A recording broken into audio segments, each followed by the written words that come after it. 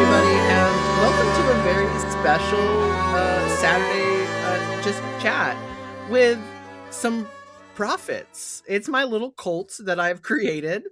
Um, uh, Joining me today to talk about the experience of Inferno are three of the first five of my false prophets from Inferno. With Schematics. truly, like, how false are we really? um with me are my Canto 1 prophet Julia, who started this character off. Yes. um we've got our Canto 3 prophet Rosie. We've got our Canto 4 prophet Fish. Not able to join us, but here with us in spirit are our Canto 2 prophet River, who is unfortunately sick today, but we love them very much, and we have them to thank for our little imp child Oracle, and our current prophet now, Janie, who is unfortunately very popular and in another recording. So, yeah, but we're gonna have a great time to chat. Um, so I think that's a great place to start. Where it started. So it's been a year and a half since Oh my Julia god. was in hell with me. It was January of 2025 when this journey started. I would have said a year. That's It's insane. been a year and a half. I'm not okay with And that, actually. I was still in college. Oh. yeah, yeah, it was a different time. And I looked much different back then. I had my voice was a little higher. Anyway, I didn't I have these think I cool ass technically horns. still have my Um, gender. Yeah. there, there you Yeah. go. It my It name. stopped running past and going, hi.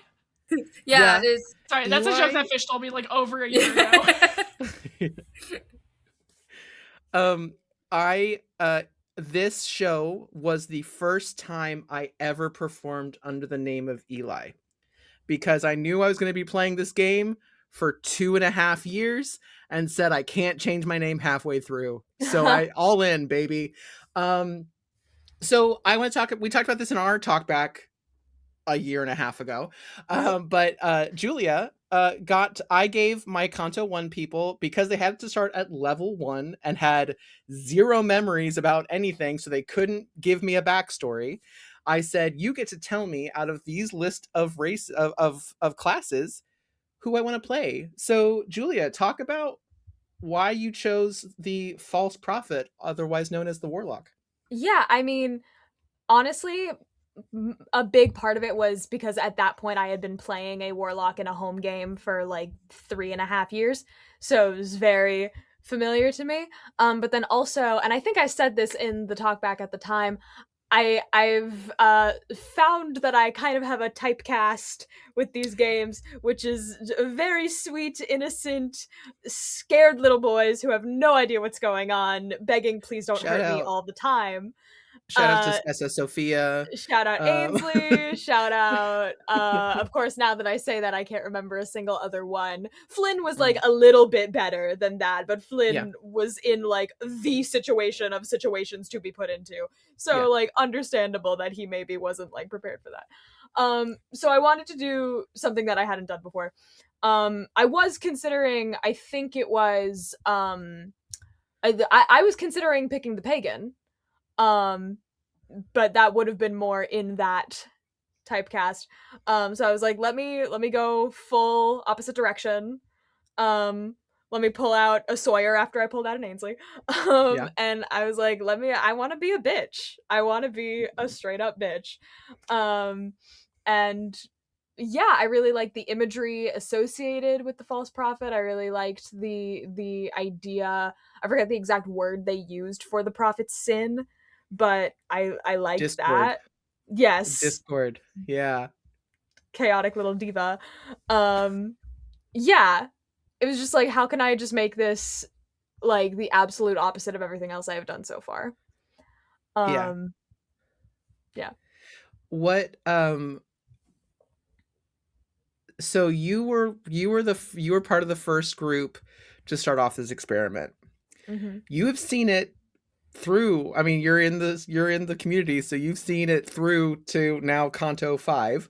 Mm-hmm. How is has it surprised you? Has how it's turned out? How is it? Yeah, I mean, I admittedly have not been keeping up as much as I would like to because of life and things.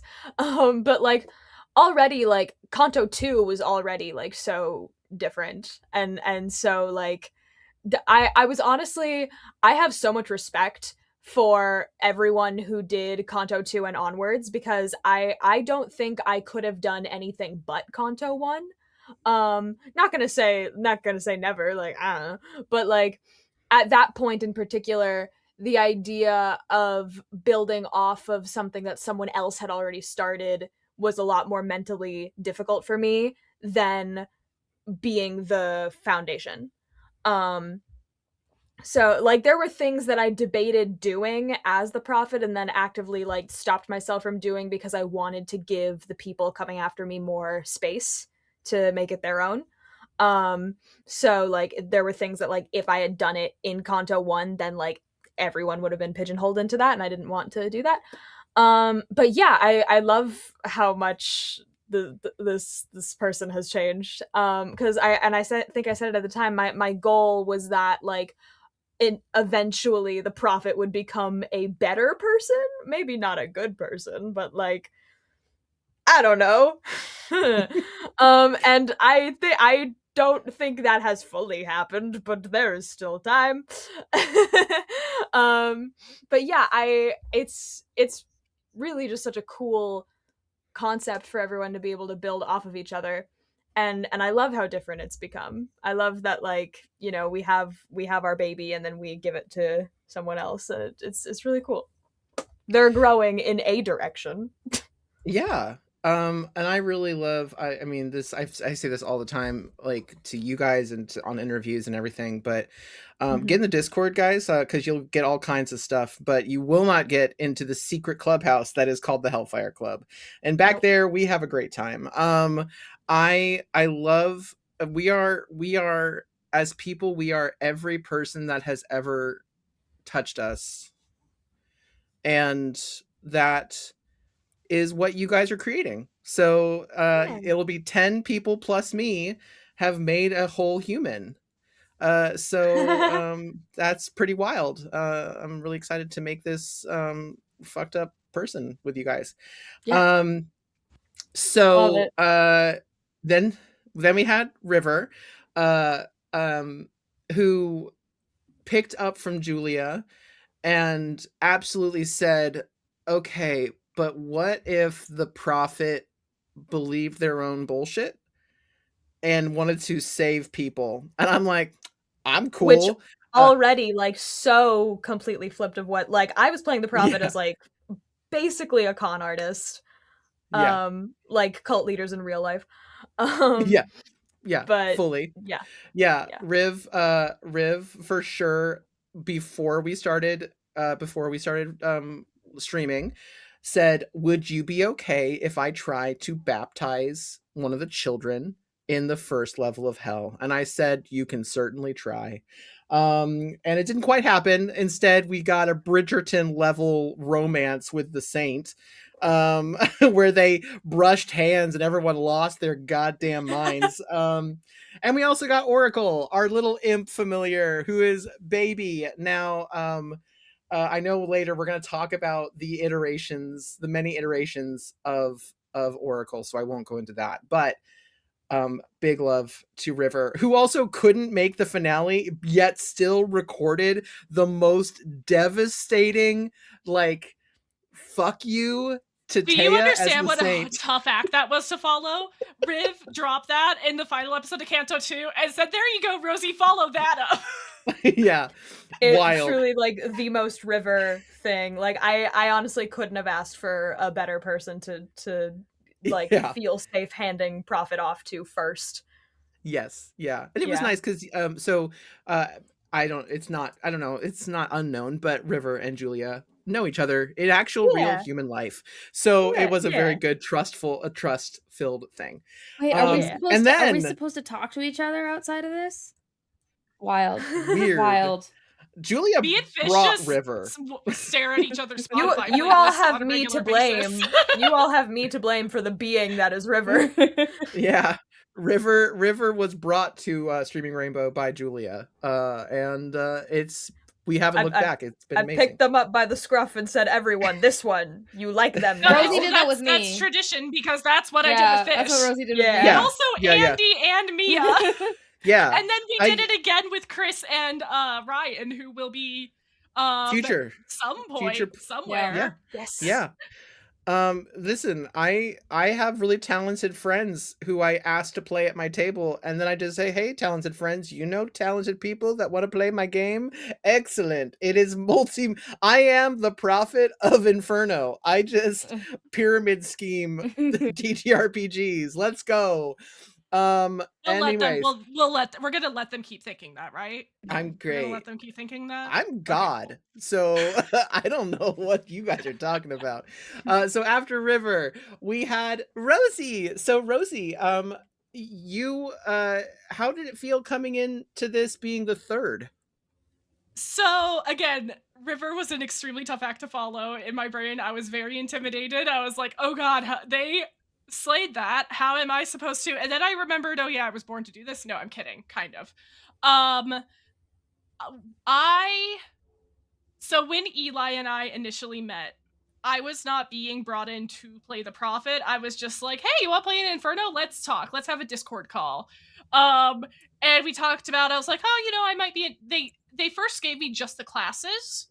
And I was like, I have never played a Warlock long term. That was kind of, I don't remember what the other ones. Oh, I was like, I'm always a slut for a Paladin, of course. I love playing Paladins.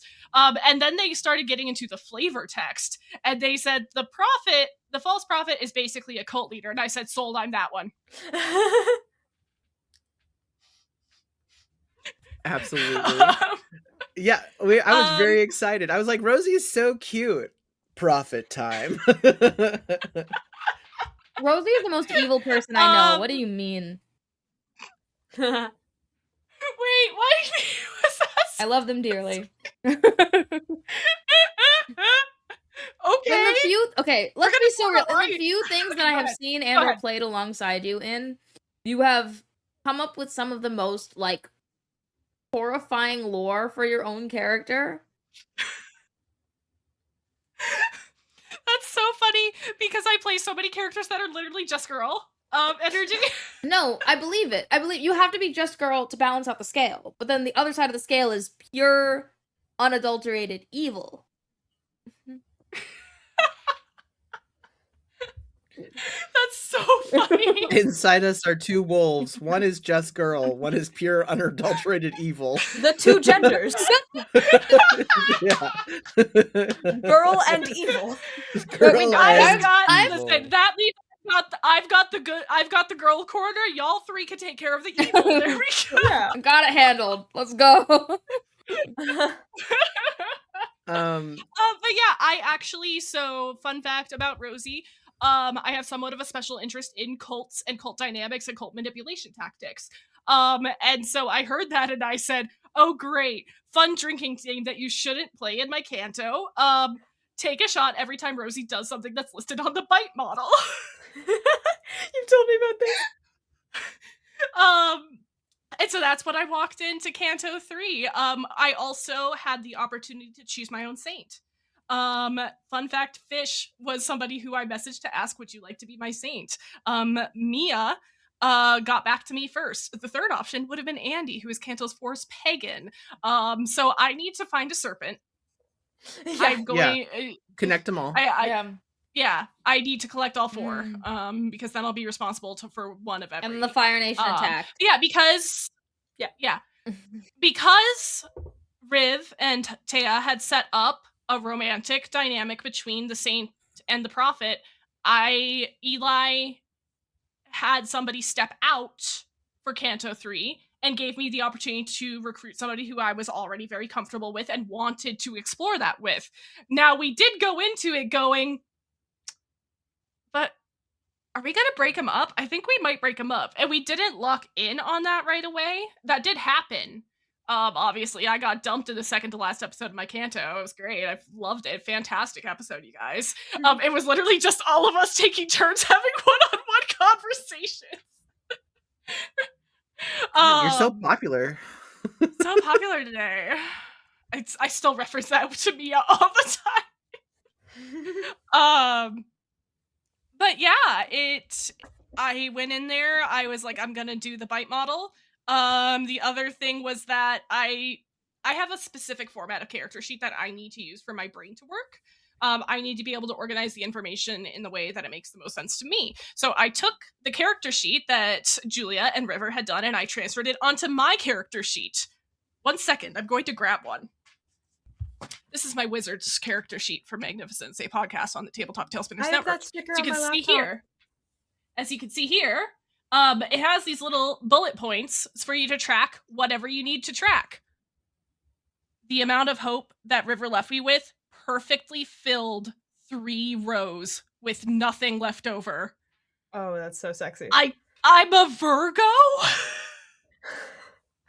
So I couldn't spend any hope because that would ruin it. So that was the reason I didn't spend any hope. I think that's the bullet points there. Yeah. The prophet being a Virgo tracks, honestly, from everybody who's played the prophet. It's like I've actually have more Libra than Virgo in my chart, but I'm Scorpio as hell, so yeah. I don't know what to tell y'all. That's why I we don't get know along. what any of these words mean. None of these words are in the Bible. I'm Probably true. Cancer. I'm a Cancer. So through and through, I'm a little crabby guy. So I remembered the last thing that I can yap about how I conceptualized the prophet at the start. Sorry, I could talk for 700 years about this bastard. I love them so I love much, this. actually. I love getting to play this character. It was truly a gift. Yeah. Another thing is I sat there and I always put a lot of thought into my spell descriptions. I don't necessarily script them out. I don't necessarily pre-write them, but I always have a basis of imagery, right? That is something that I really enjoy. I do it a lot for not only spell casting, but also like in the vampire game I'm in for like how the powers manifest physically, that kind of thing. And I was like, okay, what is the source of a prophet's power? Not the prophet, but a prophet. Let's say any prophet. What is the source of their power, if not God's? If it's not coming directly from the god, what gives the prophet power? The people who believe them. So all of the imagery I was using as the prophet was based on drawing power from the other lost ones. So there's the other conceptual thing. I love what you did. Also, Rosie has the distinct honor of being the first and currently only character. That's right. I made them worse. To make them worse. To ignore an Infernal Chronicle and just say, that guy, fuck that guy. So he kind of sucked. The prophet has, they did kind of suck. The prophet currently has 3 vices where no one else has 3. Everyone else still has 2. So nice. Very the vices all really feed into each other. Like I not to toot my own horn, but I think I did a pretty good job of leaning into all 3 of them. So which I think is a great transition to Fish playing. So you got a really tense relationship with Fish just got really tense relationships with everybody except the pagan. We found out I can say that it's not tense, given that we just didn't talk to each other. Yeah. So it's just not tense because you see, Julia had the I can control them relationship with Pagan for a second until the Pagan went, oh, so I'm important now. Like Mikey had a great clapback. That was great. Then like the way my prophet contextualized Pagan was Pagan was the first person they were starting to genuinely care about. That's true. So it became more, I can use Serpent because Pagan likes them, and I can use Saint by, like, but I don't know the words that I'm thinking of for this, but, like, you know, basically implying to the Pagan, like, hey, in real life, that guy fucking hates you. I like you. You should just be my friend forever. Yeah. I would love to loop back to the character relationships because we could talk for 500 years. I but do. It's That's turn. gonna be the next. That'll be the next My topic. bad. But yeah, Fish. My bad. Fish. Sorry. You Good. come I in did fully and- think you were gonna say, because I already had an established dynamic with Andy out of character. That's what I already thought you were going with. So when I got handed the prophet was basically like a heartbroken absolute mess. They were like on the verge of a crash out. Yeah, on the verge of mid crash out. They were actively crashing out when it was handed to me. Here's the thing: I did kind of threaten the serpent. Yeah, that's right.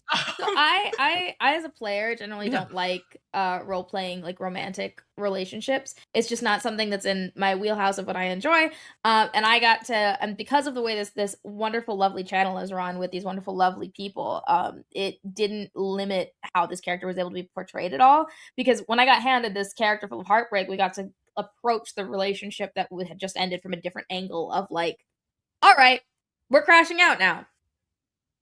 And Yeah. what that ended up meaning for my prophet was that my prophet just really leaned into it's every man for himself. It's me against the world. It's I have to watch my own back because nobody else is gonna. And these are all useful people.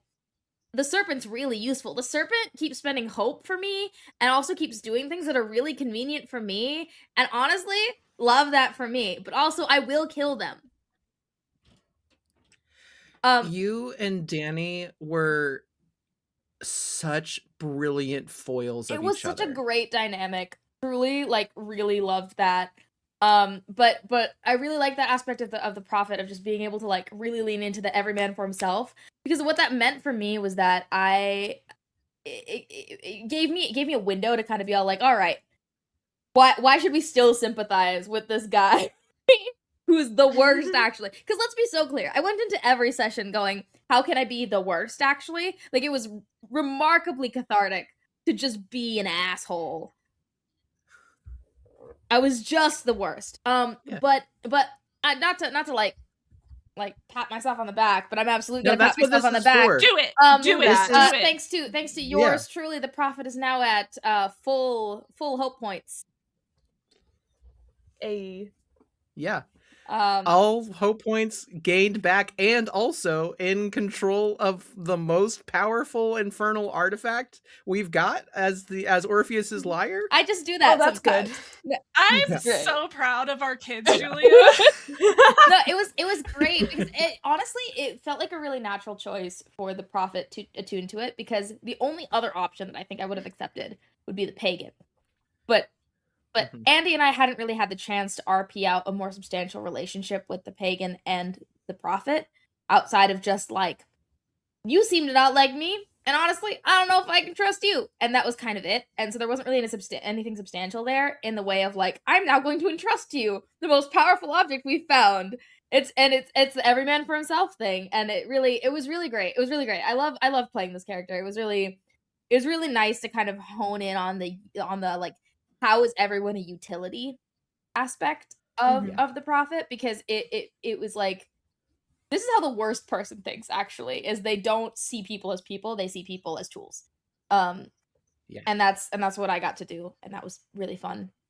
And just to be so clear, it was really fun because then I got to end session and be all like, hey guys, I actually adore you as people, please don't hate me. I weirdly ended up bridging the gap in that way, because Riv was like, the prophet fully believes they're bullshit, and Fish was like, the prophet sees these people as useful.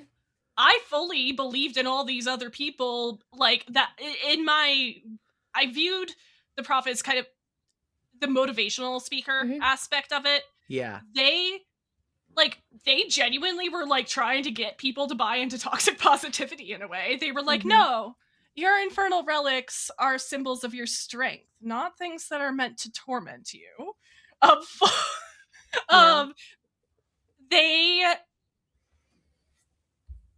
They truly believed any compliments they gave. They were like, these are good people to be around. These are very strong people. They didn't think of it as useful, but they thought the way I was approaching it was like, no, I genuinely like the saint and I truly believe they are a very powerful person that I want to stay around. I truly want to be around these people. They are powerful. We can help each other. I'm helping them. They're helping me. We're good. Well, I mean, I would like my prophet genuinely liked them. My version of the prophet didn't. I would argue that my version of the prophet didn't necessarily not like any of them. It was just that whether or not I liked them was irrelevant. Because that only got in the way. Which makes sense because it was like yeah, because Heather destroyed me. Yeah, I respected Eurydice. They kind of, I respected them. I think the saint on some level I thought was full of bullshit and was a hypocrite, but like again, like out for themselves kind of deal. The serpent constantly sus at all times. I don't know. I definitely didn't like serpent. And the pagan I didn't really have much of an opinion of, but I respected their candor. Because the way Andy played the pagan was very like, I don't know what game you're playing, man, but like, this is what I'm thinking. And I was just like, I don't know how to communicate with you because you're not engaging with the game that I have been 4D chessing this whole time. And so it's like I had my own opinions about how the prophet would feel about each of the other characters, but I don't think that mattered or at least they tried to make it not matter in how they chose to decide what to do next, because it was just it was irrelevant whether or not I liked them. It was more relevant whether or not they were going to help me reach the end goal. My favorite character choice of Fish's was to always prestidigitate any dirt off of them. I did that too, right? Or I think so. Or no, what I would when I made the water splash, I think I like poison sprayed so the water would dissolve before it hit me. Yes, well, because there was a guy who we rescued from the city or something, and then someone like cured him of being drunk, and so he barfed like all over everything. And then I prestidigitated just myself clean, even though I probably didn't even get hit. Like, I was just like, Andy got the full. Andy got the pagan got the full. And that checks out for an Andy character, honestly. Also, but the funny thing is that everybody also covered themselves in the fur of Cerberus, except for the prophet, who said never in any way. So they were in full.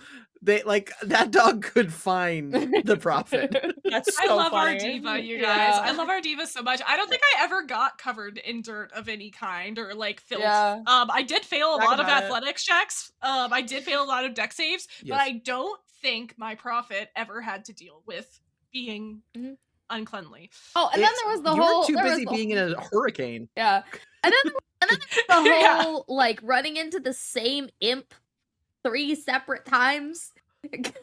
You had a devil that you guys rolled into. Yeah, it happened twice, and I was like, well, it's got to happen a third time. That's how comedy works. He got his ass handed to him the first time. The second time, we also absolutely demolished him and his buddy. And the third time was just like, we're at the end. We gotta. The third time. Can we talk? Oh, sorry. Go ahead. I was gonna change the subject, so. My favorite thing to do was that third time, him just running across the pit, going, no! Like, and then being devoured by Cerberus, because you guys gave him special bread, and he was very happy. He left. He was a good boy, and he loved you very much. Yeah. Oh, and before we change topics, and then finally, so we are literally at the halfway point for Canto 5. So Janie actually took the antisocialness that Fish started even further. In their first session, they said, I don't trust a single one of you. I'm gonna walk away. And she took off, and then finally had to come back. And now she's in the midst of collecting souls like Pokemon cards. Hell yeah. Because souls are currency. So she's the prophet is bad. Yeah, hey guys. Let's just talk for a second. In case there was ever any doubt, the prophet is the bad guy. If we weren't, I played them as a narcissist. If we weren't already in hell, they would be the bad guy. Like, yeah. they're there for a reason. My prophet. Okay, Fish, was your prophet thinking about trying to overthrow Lucifer at the end? Because my prophet was thinking about trying to overthrow Lucifer I think at the end. my prophet was too busy dealing with the brand new emotion of jealousy to think about overthrowing Lucifer. No, mine was fully like, maybe I don't have to leave here. Honestly, Julia, here's the thing. My prophet, Julia, your prophet? My prophet spent the entire time that they were the prophet trying to not accidentally get murked by everybody else because everyone else hated them so bad. I think if the situation was a little bit more them with the upper hand, because they did start getting the upper hand near the end of like, oh no, I'm the one who has the harp. Like I am in control right now. If that had been the case for longer, absolutely with the overthrowing everything. Yeah. Mine was not crashing out yet. You go Mine ahead. wasn't crashing out yet. So the gold makeup was supposed to start falling apart much earlier in my Canto than it did. Nice. My makeup was symbolic. I was doing gold and white when they were feeling good, and then it fell apart. I expected the fall apart to happen like 3 or episodes in, maybe halfway through, if that. It didn't happen until the very end. So they were kind of riding high. Number 2, they were starting to regain memories of what life was like outside of hell, and they were kind of like, okay, so shit's kind of fuck there already. Shit's kind of fuck. It's bad. Yeah. Julie, like real life, not great. What did Julie, what did you think about your prophet? Like, yeah, I mean, well, my prophet did not meet Lucifer, so didn't have much of a concept of that. Right. No one's met Lucifer. The prophet has read Dante's Inferno is the big thing. Right, yeah. And so, like, Dante, River did that. Riv was the one who confirmed.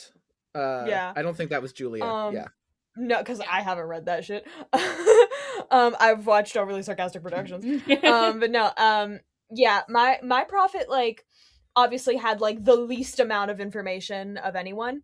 So, like, their main thing was just like, okay, I know I'm bad, and I know this is technically where I belong, but fuck you, I'm not dead, I'm not supposed to be here yet, so put me back in my house with my Dionysus cult, and my beautiful people telling me I'm pretty and giving me wine, and we can come back to this later, at a more appropriate time. Like,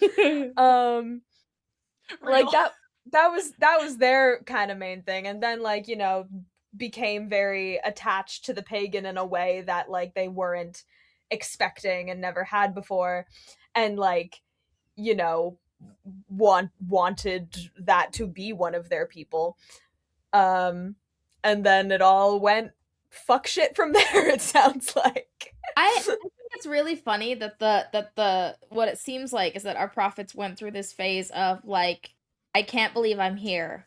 Okay, well, if I'm here, I might as well invent hell capitalism. And there's the progression of the character. Yeah. And you guys are going up. You're going uphill right now on the roller coaster. So we'll see what the downhill is like. Oh, everything's gonna crash and burn. Like, in my brain, Riv was going uphill, and I was going uphill, and then I started the downhill. Fish was the rest of the down. Okay, I made it back to the uphill. I got ourselves back to full health points. Yeah, you got us to the valley. I'm real proud of that. I didn't think that was possible, and I did it near the end, and it was great. Shout out to the true villain of Canto 4, which was Fish's dice. Oh, your dice did not want to. You're like I want to win, and your dice were like on a wisdom save. These 2 sets of dice, okay, by Smoke and Glue Guns, friggin' incredible, beautiful dice. They know how to tell a story. And you know what? That story involves me losing. Yeah. A lot of bravado. I also did not roll great. You know who rolled great? Oracle. Oracle, the child, our baby. the baby. So Oracle began as a very traditional imp. River and I worked together on this non-gendered little guy who could do all the classic imp things of changing into a crow and all kinds of stuff. There was always something really wrong about Oracle in Rivers in Canto 2. So like when it was a raven, it had a cracked beak and was very like creepy. So that was fun. Oracle also got to shoot guns in Canto 2 and a little bit of Canto 3. We gave Oracle 21 guns. I remember that very distinctly because I donated $1 to Riv and $7 to Oracle to get us to $69 raised. Nice. So speaking of, this is coming out at the beginning of May. Pride is coming and it will be Inferno. More guns. Guns will be making a return to Pride for Inferno in a much later level of hell. So, but they're going to be a little bit more expensive. $1 a gun was wild, but it was the most of the money we made for Inferno, which is very funny. Anyway, so you had a classical like Papa. Hello, Papa. that was River's Oracle. And then Rosie took it in a really cool direction. So Rosie, talk about your thought process for our baby. I love flavoring spells. That's the thing about me. I talked about it a little bit earlier. First of all, I intentionally asked Eli to stick to masculine terms of address from Oracle to the Prophet, because I was aiming to serve mommy energy, but I wanted to keep the patriarch energy as well. And so it's daddy, it's papa, it's not mommy. That was MILF, but make it a patriarch was my goal. Hell yeah. Second of all, as with this actually was an idea I had in episode 1. I was like, I'm gonna reflavor Oracle, but I'm not entirely sure how yet. And then the night that we streamed the first session of Canto 3, I hung up StreamYards, I put on my pajamas, I took my shower, I washed all the gold off of my face, and I went, I could make Oracle a chimera. I could make Oracle a collective of all of the people that believe in the Prophet right now. Hold the fuck up. So something else I want to ask the other two about is mechanic stuff, like why you made the character sheet choices you did when you got to level up, or in Julia's case initially. I didn't get to do shit. I mean, you got to choose some spells to start off.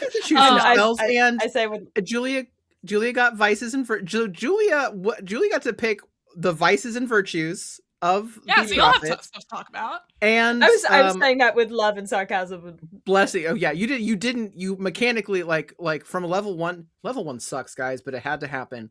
It made sense. But yeah, Julia also got to every character got 2 minor blessings and a major blessing. So Julia got those, which was I definitely want to hear what you guys all thought about like the choices you make. But continue with our baby. Yeah.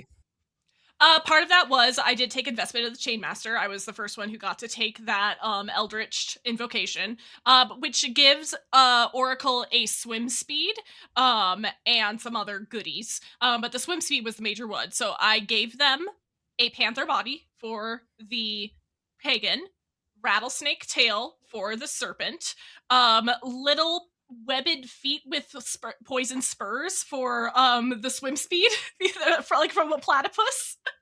Oh, I love that. And also imps do toxic damage.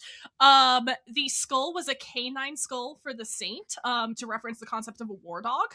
That was Mia's choice. I said, what animal do you think would represent the saint? And she said a dog. Antlers for the Prophet themselves. And I did decide that the skull, if the Prophet developed a better relationship with anybody throughout the game, the skull would change. So the skull would always be whoever they felt was the most devoted to them. which is why it changed to the deer skull at the end. Also wings, because they had to keep their fly speed. I was using the flying raven imp mechanics, so they needed wings, and I put frost on the wings for the exile. As the exile started getting a little bit more in the prophet's good graces. And then my child killed the king of Crete. Let's fucking go. With a gun. No, that was Hector. We killed Hector with a gun. The guns, right. I swear. My iteration, I went with I flavored it less in the visuals as I did in the like behavior. With my version of Oracle. Oracle is basically a toddler that shapeshifted. Because I absolutely went, hey, bother Eurydice. And then it was just Eurydice now had to deal with a toddler. That was the energy for like 90% of the time. But the other chunk of the time was that like just kind of an extension of Prophet saw everyone as a utility. Same thing with Oracle. Like there's a little bit more sentimentality there, but like Oracle is a very useful little shape-shifting creature. Like I'm gonna use it. And so yeah, he was like a spy for 90% of the time, was like keep an eye on Eurydice, keep an eye on everybody. Grab the potions, grab the this, grab the that. We need to get the harp away from the saint. Like it was just like it was an extension of me in this sort of like I've thrown some of my consciousness elsewhere kind of deal. Plus toddler. That was how I played Oracle. I really enjoyed, because my Oracle was also like the size of a house cat, essentially. Yeah. And so I also really enjoyed the like having the cat wrapped around like your shoulder. I was like gonna the do very that with villain energy. I was gonna do that with the Raven aspect of it a bunch, and then it just kind of worked out that it was more toddler energy, so we just went with it. Yeah. Also really loved being able to introduce them as like an intimidation factor, breathing down that guy's neck. Yeah. Oracle's terrifying. Oracle's unhinged. So Julia, if a level 1 warlock could have had a familiar, what would you have had? See, but here's the other thing to think about. So the Canto 1 prophet, not actually in hell. They were in the waiting room. They're in the dark forest. So what do you think you would have manifested for your familiar? Yeah, I really don't know. You know what's hilarious is I in my history of playing tabletop games, I have literally only played a character who had a familiar one time. And it was my very first stream on Streaming Rainbow. I was a tiefling wizard who had a giant pet rat named Frederick. And then I have not had a familiar since then, and that simply has to change at some point. But yeah, I feel like my Oracle, hey everyone, I'm available. I don't know. I think my Oracle wouldn't have been too dissimilar from River's. I'm picturing like, okay, you know Dick-Dicks, the little like baby deers that are so small. Like one of those that like is like, oh, it's so cute, and then it like has vampire fangs and like a snake tongue, and it's like, oh no, it's scary. That's what I'm picturing. Just like very like, because also tying into the prophet's deer skull mask, that one of the threads that I was trying to play with was like, my prophet really wanted to get that off of their face. Because honestly, one of the most subtle horror things I think in all of Inferno is session 1, when Eli described like going to take the mask off and not feeling the seam, and like feeling how it just like blended into skin. I was like, I don't think you realize how much of a claustrophobic fucking nightmare that is conceptually. And I don't really get claustrophobic, but I heard that, I was like, that's the worst thing. It's so just like your face. Yeah, that doesn't move. But like can feel it's that your actual face is like pressing against something, but it's not. It's so yeah, so not it's to get the all mask like, that they put on for the people in the world. yeah, so like not to get all writerly about it, but like to have a familiar that is a deer that like like has a deer face and is concealing something like scary and teeth, is like, that's my son who is like me. Yeah. And I don't know if I yeah. would have wanted mine to talk, but I don't know. I kind of like the idea of just, mine was like, gifted your to secret, me with your speech, secret little so. yeah. Yeah. I like the idea of your secret little scary pet that just like does stuff.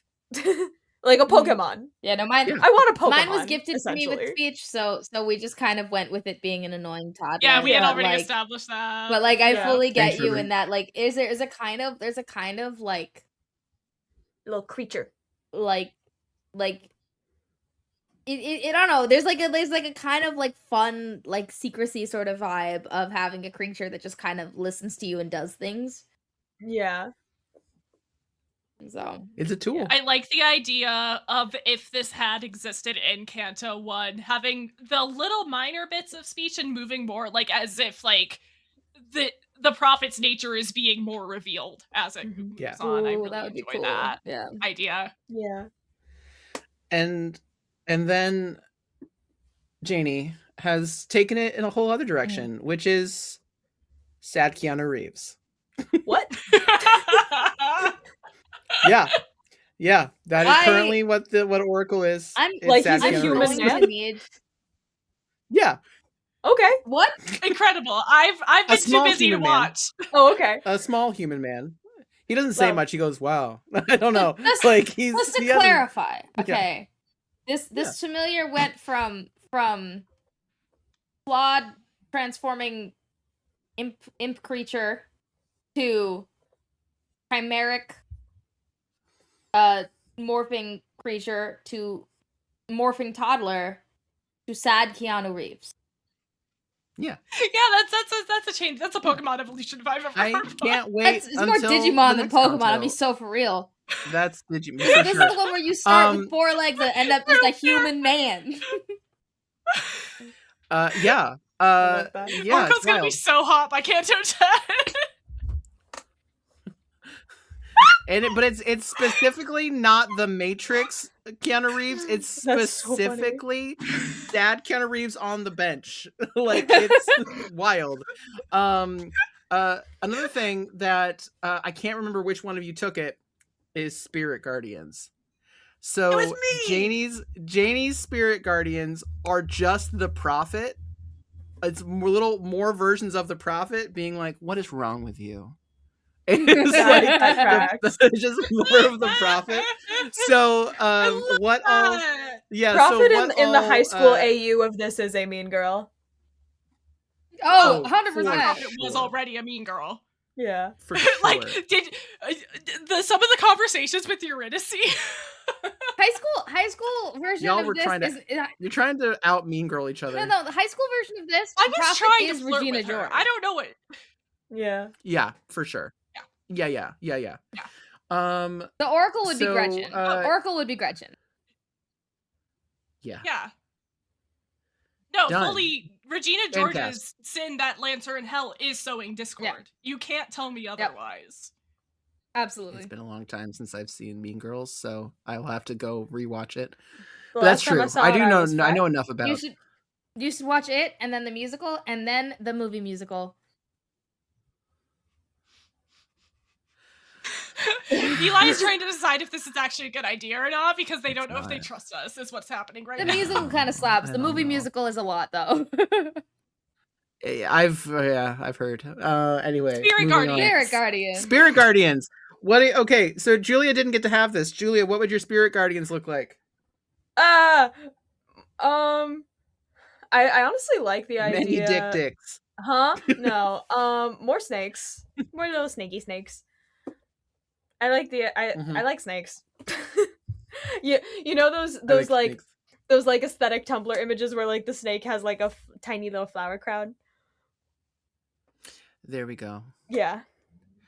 Totally There's also stepping on the serpent's vibe. That's very there's funny. a person who makes these videos that's like their pet snake hates Markiplier for some reason. I've seen those. They're so funny. I I feel don't like understand it. It's so like funny. that. Mood. I don't think I ever actually cast Spirit Guardians while we were playing. Like I had it. I picked it because I just kind of kept Rosie's spells choices, but I definitely didn't cast it. They were good spell choices. I'm good at D&D. What can I say? I'm gonna be so for real. I didn't really have much of an opportunity to use it in combat because we murked the first guy with a bunch of bombs. And then murked the second guy with whatever the frick the serpent was doing that time. And then it was the fire breathing pagan. That's what we did. That's how we murked him the second time. That's right. That's something. And the third time we had Big Dog. So Yeah. I didn't have much of an Y'all had Fish's Canto had more like interpersonal non-violent PvP than any Canto. Like there was like that long rest that was 2 sessions. Oh, it was so good. It was brilliant. What would your Spirit Guardians have looked like if you'd been given the opportunity? Well, I was flavoring a lot of the magics to be like this sort of outpouring of evil from within the prophet in this like kind of like smoke sort of way. Like there was a point near the end where it was literally like I had it. I did like a cloud, like a storm cloud of some kind. And then when it ended, I like breathed it back in. Like it was like extending a part of me. I think it would be something similar, and that it would be like this sort of like weird forms made out of energy or like that kind of mist that I was really leaning into of like this kind of radiant energy that's just similar energy of like seeping into like your ears, and like you breathe it in and it gives you doubts, and it like seeds like the whispers, and you just kind of hear and feel it. Maybe less literal of like prophets being all like you suck actually, but more of like the you're surrounded in this mist, and this mist whispers to you kind of energy. Mine was I don't know if I ever had a chance to like fully explain the reasoning behind it. Mine had 2 aspects to it. Number 1, there were some like ghostly figures. Those were intended to be people who followed the prophet in the real world. And the second part was there were strings. Almost lashing, like if you cut an electrical line and like whipping around, and those were like their connections to the other characters in the room is what that intention was. Yeah. Not that they have a concept of power lines, but Yeah. So connections. It's really interesting. It was really fun in Canto 1 to watch the prophet suss people out and be like, okay, what can I figure out? What can I figure out? Because no one knew anything about themselves. It was all very you and Mags were so funny. It was you guys already have I chose Canto 1 for a very specific reason, and I knew that Julia and Mags would be fine. Being because those two are the one, like that was the start of what you cast your single spell slot to cast Hellish Rebuke in the most petty way possible. So funny. Yeah. Because fuck that guy. I don't know if I ever got to tell you, Julia, I took both Bestow Curse and Remove Curse so that I could be maximally petty, and I never got to actually do it. That's so good. That's so good. I love that so much. Yeah. That was so yeah, the pagan and not pagan, prophet and saint just like snipping at each other at every possible moment was so much fun. Yeah, God's favorite is in denial. I cooked with that. If I may say so. Yeah. Oh yeah, for sure. So true. And now in Canto 5, we've got a prophet who is on the outside because they have put themselves there. who is still watching everybody, but also watching. Fish really set this up, and I was very happy about that. Watching, God, I need to get in the Discord for the image because it's in our back chat. Oh my gosh! The image of like the people at the party and the prophet in the corner being sad. So basically, at the very end of my Canto, because I was trying to wait for like the right moment to say it, but it was like this whole thing about how like we all have our puppet masters. And I am yours it was the thing I was cooking. And I was gonna say that to the serpent. I was gonna be like, you think you're some hot shit, but like, I am your puppet master. And then nobody did anything. Tell me the information that would have made that. There was so much information spilled about how that's absolutely true, and no one told me. So I was just, I as the player character was like, I'm waiting for my time, and it never came. So at the very end, I was like, we all have our puppet masters, and like I'm gonna like and I have to something about like I have to make sure that I am that, or it was something. I cooked, okay. It was a cool quote. It was yeah. But we finished the session, and then Andy comes out with like, guys, I couldn't stop thinking about this, and it's just that party meme, and it's Prophet in the corner going, we all have our they don't know, we all have our puppet masters. Andy is one of the funniest people on this planet. I swear to God, nobody has ever made me laugh as hard as Andy has made me laugh. I need to grab my laptop charger. Oh no! Oh yeah, go. No, but it was so funny. It was so funny. It was so funny because I didn't even realize it was happening mid-session because the point was that like in the session there was a point where I had been all like, "Hey Exile, how are you doing?" Not that I care, like, but with more words. With more words. I didn't realize I was doing it because I was like, oh, I need to justify why the prophet would say that because the prophet wouldn't care. Prophet has a vested interest in this. And then at the very end of the session, Andy goes like, I think it's hilarious that you were like, hey, how are you doing? Not that I care. Not that I care. Exile. Sorry, what are we talking about? We're talking about.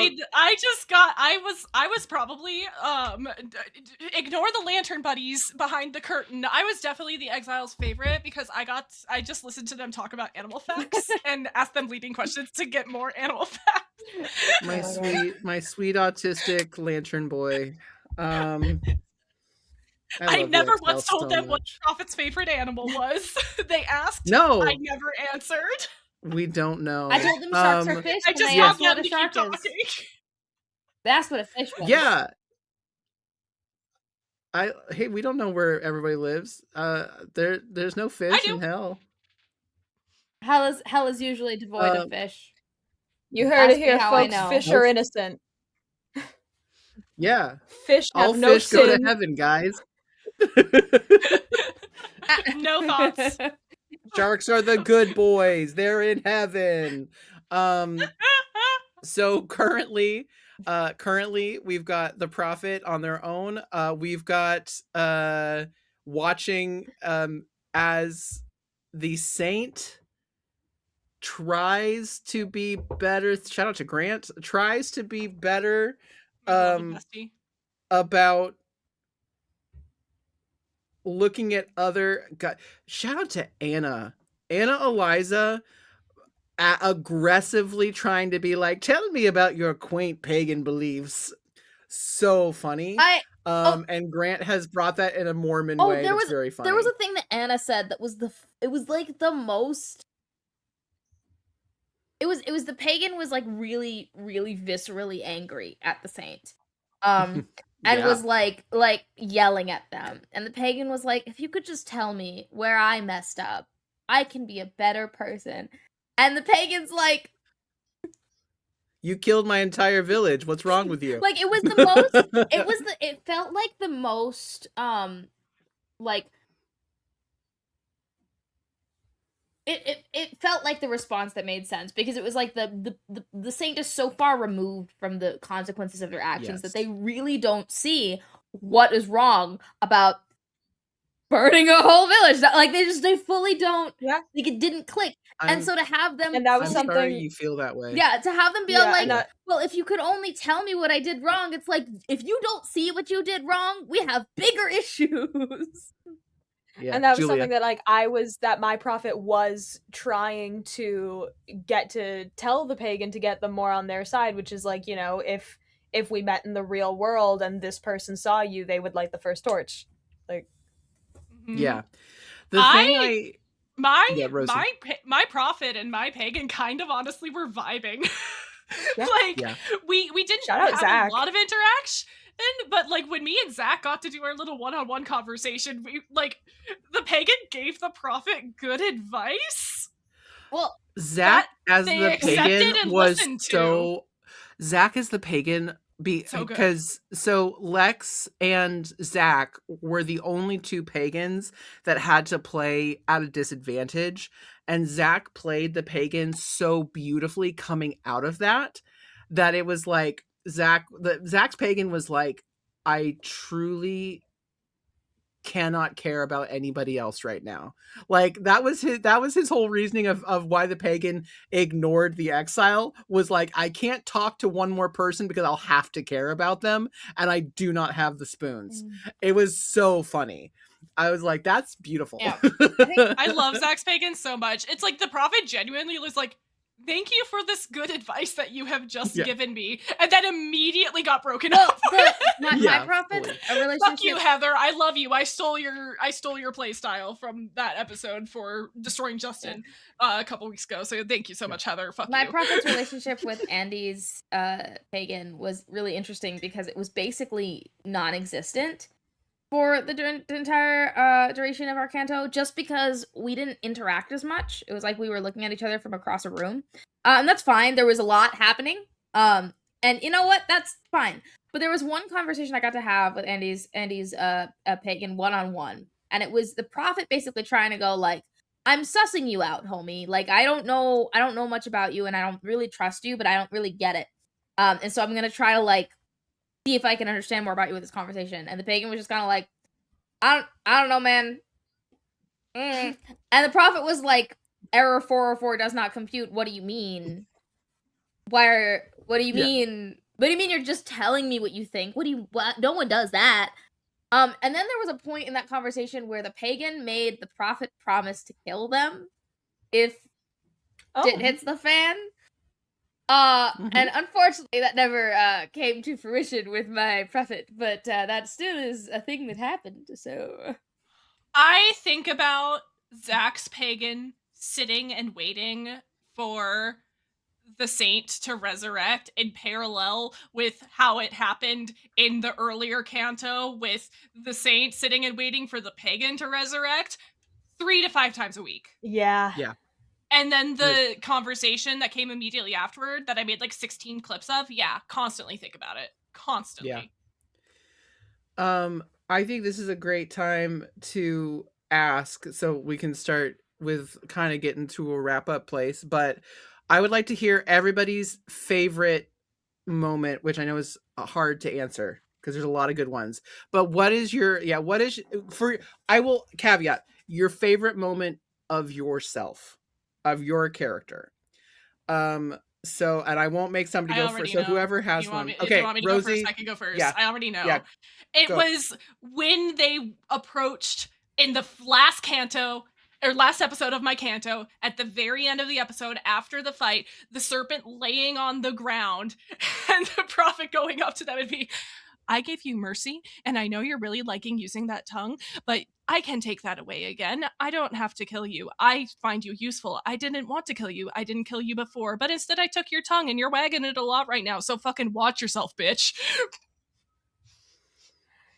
In a similar vein, mine was saying to Mags as the saint, do not spit your pious bullshit at me.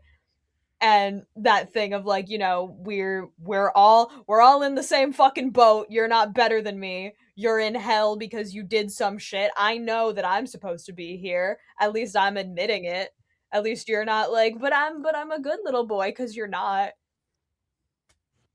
Exactly. I love you, Matt. But like they did get to be our good little boy for like a few episodes. It's so hard. Now they're Eurydice's good little boy. Hey. It's like really hard to pick a favorite moment. I've got 2. One was there was a point near the beginning where the serpent had like, it was like immediately post exploding the hell out of that one imp dude. And there was like this moment where Danny was playing the serpent as like being kind of on top of the world. And it was I really enjoyed getting to like weasel in there and just pull the brakes out of his car. Like the having I think it was Minor Illusion. I had a whisper in his own voice say something to the effect of like, "You're very useful, aren't you?" kind of deal. And like it was like the trying to just pull the brakes out of his car. That was a really top tier moment for me, because it was like it just felt like something the prophet would do. And then the other moment was right near the end, when the prophet finally got the harp. And like that unfolded, and like I got the harp and I beat the sleep thing that Eurydice was trying to do, and like that ending kind of bit of like, no, the prophet's got it now. Like there's nothing you can do. Like we out here. Yeah. I don't know. It's just, I love it. It's like those tiny moments where the prophet is like on the ball and like winning are so fun. Yeah. They're so fun. Yeah. I know we're trying to wrap, but I do really want to hear, Julia, what did you think when like you found out about that first bit of backstory that I had unlocked? Oh, I loved it. It was delicious. Well, and it was such a fun thing for me because I knew that Eli told me Heather knew that I had exiled the serpent, that the prophet, sorry. Yeah. We're in prophet mode right now. I can't use first person pronouns. We're in, oh, God. But the serpent didn't remember. Yeah. No, they remembered why, and they remembered the exile, but they didn't remember the tongue part, right? They didn't remember. They remembered you guys. So the thing I've really enjoyed is the shared memories. Like, it's because so far the way that it's happened is that if people have good RP, it triggers something. Depending on how the wisdom saving throw goes, it's I always roll bad, better or worse. So the serpent remembered standing in the memory was standing in the great hall, in front of this throne that the prophet sits upon, and remembered the interaction, but the prophet was the only one who knew because you made the ruling in your head. Yeah. Weirdly enough, I found out about that through Danny. Shout out Danny. Freaking love you, dude. Yeah, because he was reaching out to me before starting Canto 4 to get my opinion on Serpent and Prophet's relationship based on like what I did. And he was like, "Are you aware of what happened recently?" And I was like, "No." And he told me. I was like, "That's fucking sick," and like also absolutely some shit I would do. Yeah, you did them a favor. You could have killed them. Yeah, you just took their tongue. Truly, and I got to drop that. I got to tell Heather to a different game and threaten a similar act of violence in a game that I was in as well. Yeah. The thing I have really enjoyed that guy sucked really bad. He deserved it. The thing I really enjoyed about gathering all these amazing players is hearing how Inferno has infested everybody's gameplay, and they're like, I had a prophet moment, like, which is very funny. Eli keeps pointing out me having prophet moments that I don't think are prophet moments. What? In the one shot that Mags ran on Streaming Rainbow, shout out EVIL, every villain is a loser. Go watch the VOD. It was truly me going like, okay, now that I took care of this, I get to back up and everybody else gets to have the spotlight. But Eli was like, you're acting like they're your backup dancers. Yeah. Look, my minions. Now that I have teed you up, I get to let you all go off and run, and I get to take a back seat for the rest of the episode and let these other players shine. Absolutely. And Eli was like, Perfect. Profit. Hello. Yeah, so the things we can talk about. So as like when the recap of what we know about the Prophet as of this recording moment, Prophet has the moniker of, what is the Well, moniker that I I can look gave at our you, DMs. I Rosie? can find it in our DMs. One sec. I can find it in our DMs very quickly. Because I was about to say something that would ruin it, so I can't. One sec. I actually have been DMing more people than I usually would, which is wild because I almost never DM people. So 1 second. Eli, there you are. Control F tongue. Tongue. It's a big old monologue, guys. And that's just one word. Okay, so their industry is called the Court of Pleasure, is the name of their organization, and they are known as the God of Byzantium. Yes, Yeah. God of Byzantium. And the serpent works for them and did a thing that was very helpful to the Prophet, but also can't stand. They can't let it go unpunished. Yeah, so that's gotta be dealt with. the Prophet has ripped the tongue out of the serpent in real life. And it has been we need to correct this. They told other people they didn't do it. They didn't do it personally. They ordered somebody. They got people for that.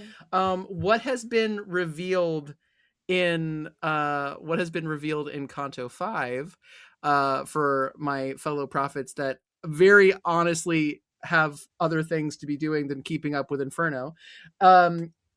Grant and Janie have been pretty amazing. It's been very funny. Yeah, the Prophet and the Saint have had a little bit of a courtship, and it's been very very frenemies level thing. So who knows where that's gonna go forever. Yeah, listen, it happens in every version. We can't stop it. Hey, they're my saint. I don't know what to tell you. I remember saying that and everybody absolutely fucking losing it in the Twitch chat. I will never, ever top that moment. It's so good.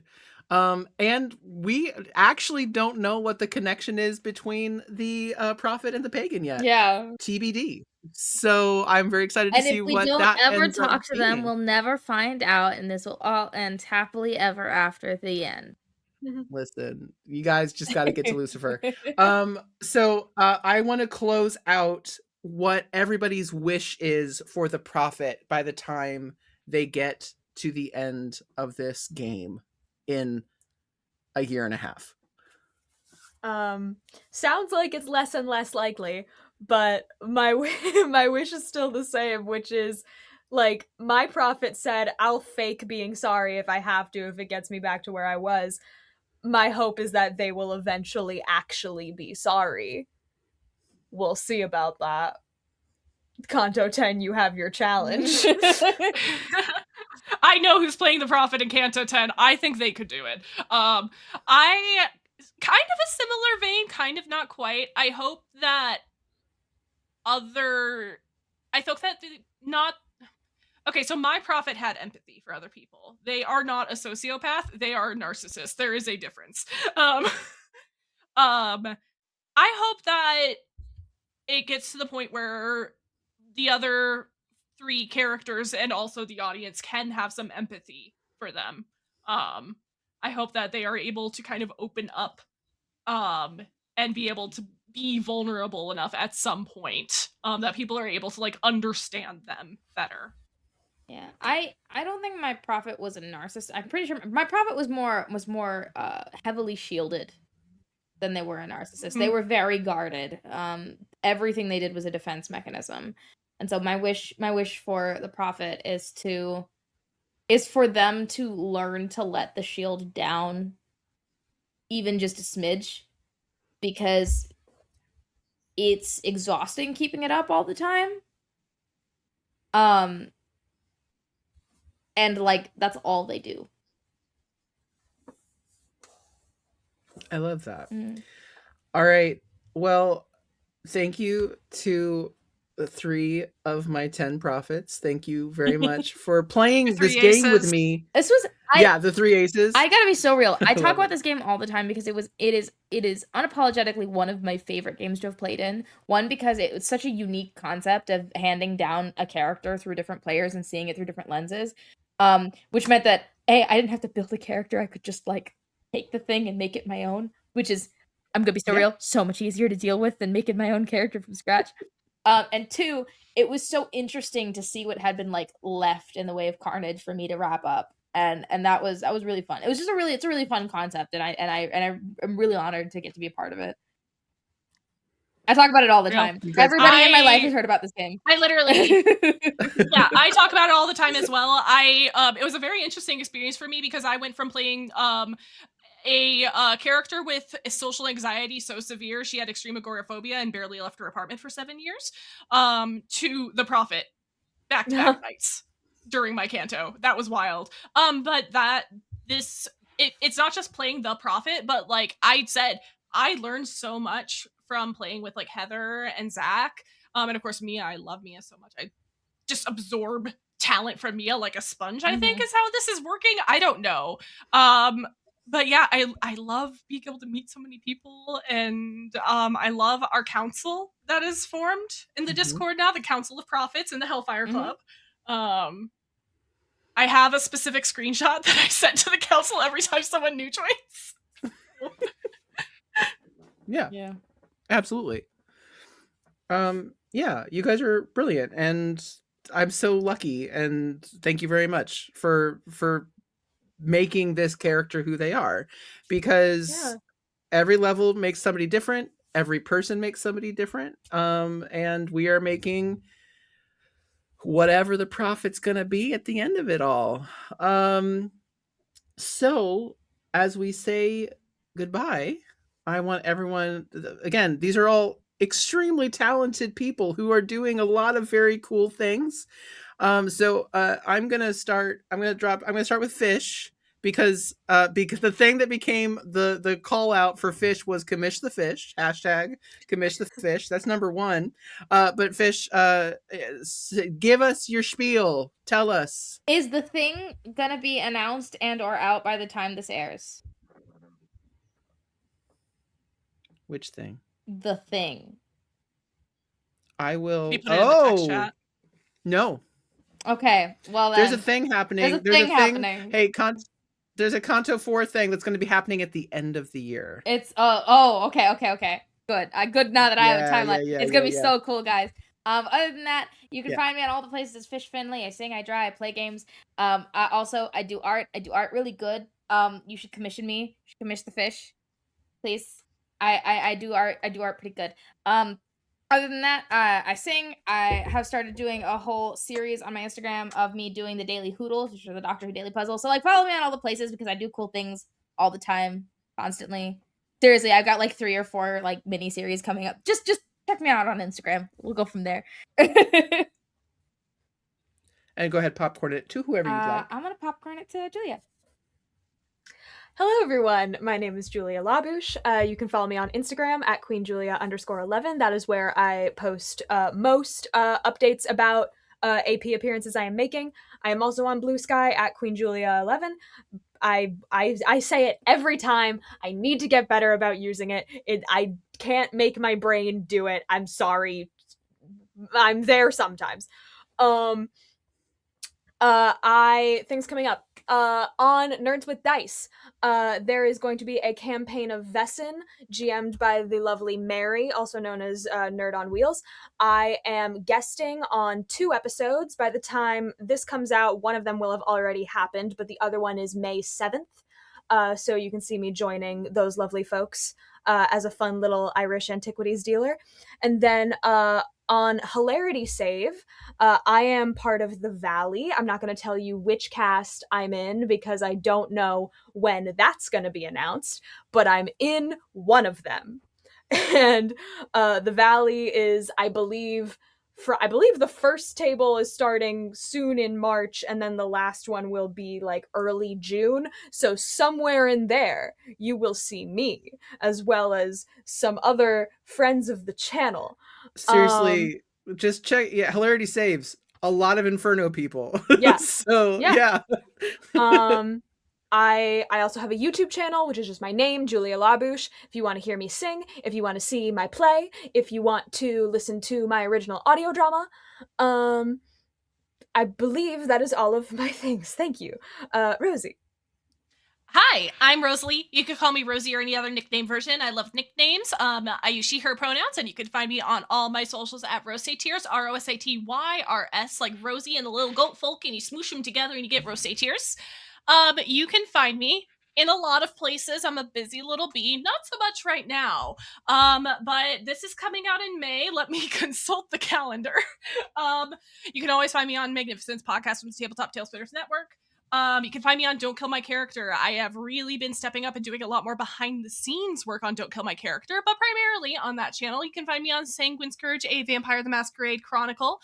We are going to be wrapping that up in the very near future. I think when this releases, we are only going to have a few episodes left. It has both an Anarch side of the story and a Camarilla side of the story. I am on the Camarilla side, but I'm also always in the seat running tech for the Anarchs.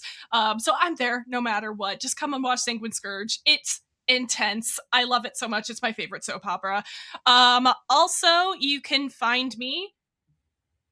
Hey, on my own channel when this is coming out, this might be the first thing that comes out where I'm mentioning this.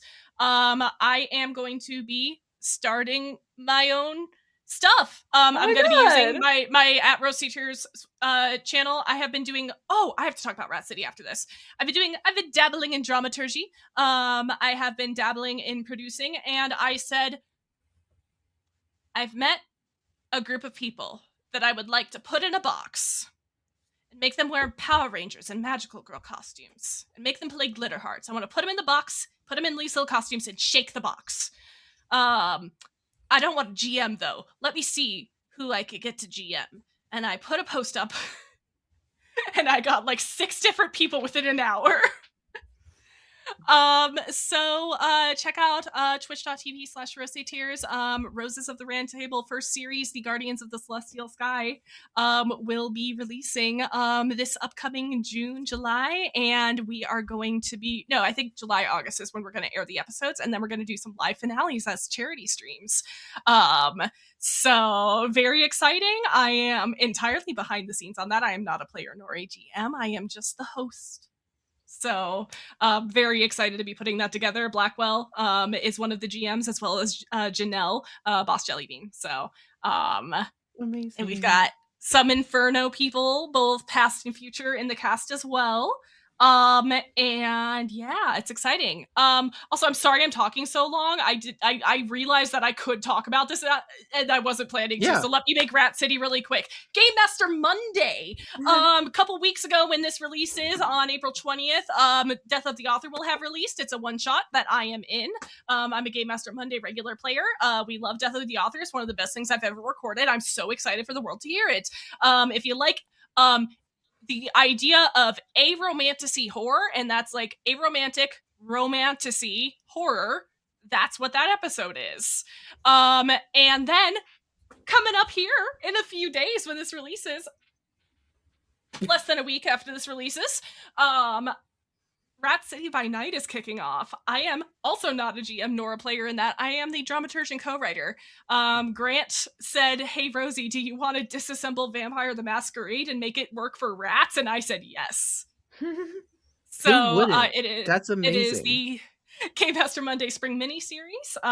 It has an absolutely insane cast that I cannot believe I am involved with, and I am very excited for the whole world to hear it. Go look at the Game Master Monday socials to look at the character art. Those are some hot rats. Hey Eli, I'm done now. Sexy rats. For Streaming Rainbow, we have 3 more of these. I'm going to be having talkbacks with You Are the First. My profits, of course, good and right, are the first. I will be having conversations with as many as can join, because of course we're all very busy, from Cantos 1 through 5 of our Saints, our pagans and our serpents. So you can be looking forward to those.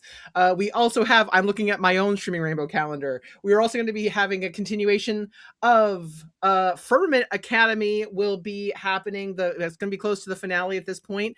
So if you like Magical Girls and Girl by Moonlight and our very own Seraphina Smith, you will have loved this. Watch it and watch the finale because it's got Inferno people. We've got Danny Mendoza. We've got Blackwell. We've got Rand, who's not. And if you like Sanguine Scourge, if you're here from Sanguine Scourge, we got Natasha. We've got a ton of people that are all amazing people.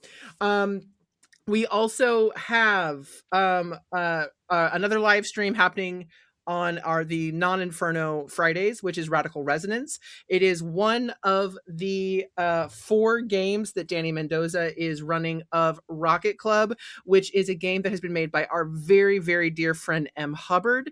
They have created this, and it is being put out by Evil Hat Productions. So they are currently in public play testing. So Danny is running because Danny is an overachiever. You can tell just from our Canto. Fish can confirm. Danny said, "Oh, you know what would be good if I ran 4 of these games." Why? We don't know, but there's a 4-game anthology that he is running. So you'll be able to see Streaming Rainbow's live stream called Radical Resonance. What else? There is a Fathoms game called Dual Succession that should be out in pre-record. And then Pride. It's going to be June. Prepare for a gay old time. Pride is a Riot is another 5 one-shot that Danny Mendoza is running. We will have Gay Inferno like we did last year. Yes, that's right. As opposed to straight Inferno, which we've been doing this whole time. We've never been straight. Ever. It's been gay. It's gay as hell all the time, like me. But only guns in June. The guns will be returning to hell. I like to think Oracle always has just one gun as a souvenir that's never going to get used. Yeah. I think Oracle should be allowed to have this reverse rainbow fishing? Yeah. Okay. Yeah. Cool. Glad we're on the same page, you know. If you check out our April Fool's post, this is a Christian channel now that only does games that are the Bible. That's it. or the Bible or Bible fan fiction. Bible fan fiction. Fully, that's what it is. It's only Bible fan fiction from now on. Go back to all of our backlog. 3 years of backlog because so as of recording we are less than a week away from our 3rd birthday. Just find the biblical allegory in every single campaign we've ever done. I dare you to find it. Anyway, I bet Grant could do it. Grant could 100% do it. We've got a ton of stuff going on. I have a ton of amazing talented people with a ton of stuff going on, so follow everyone's socials. Get in the Discord so you can absolutely follow the socials because we're going to be posting about anything these people are doing. And we also keep getting really funny pictures of the saints doing this. Yeah, every saint does the face palm. They just happen to be doing that. Yeah, it's great. Mags started a thing. Anyway, once again, thank you very much to my prophets. I love you very much. I love you all very much. Come back next week for all of the programming that Streaming Rainbow has to offer. We love you very much. See you next Tuesday, and also we'll see you in hell. Bye, everybody. Bye.